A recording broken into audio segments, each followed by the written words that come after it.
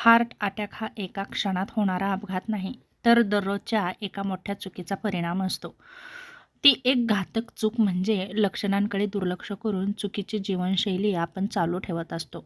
तर काही आपल्याकडून ज्या चुका होतात त्या चुकांकडे दुर्लक्ष करणं आपल्यासाठी खूप महागात पडू शकतं. तर ती चूक म्हणजे नेमकी कोणती चूक? तर शरीर देत असलेल्या इशाऱ्यांना दुर्लक्ष करणं.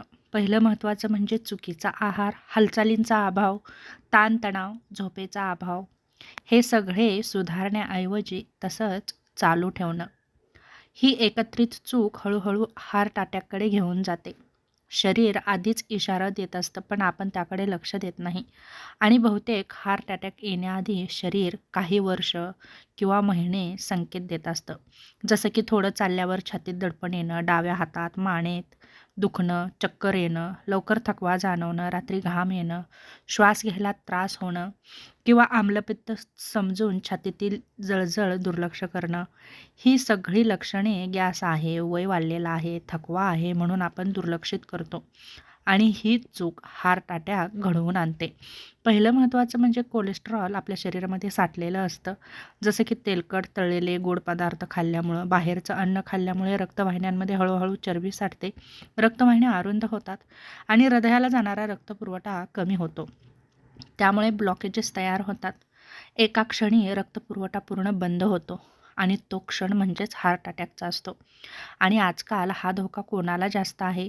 तर 35 वर्षावरील पुरुष, 40 वर्षावरील स्त्रिया, मधुमेह असणारे, आजकाल तर तरुणांनासुद्धा हार्ट अटॅक येताना दिसतोय. उच्च रक्तदाब असणारे, सतत ताण घेणारे, कमी झोप घेणारे, व्यायाम न करणारे यासारख्या लोकांना हार्ट अटॅक येण्याचं प्रमाण जास्त दिसते. तेव्हा याकडे वेळीच लक्ष देणं खूप गरजेचं आहे.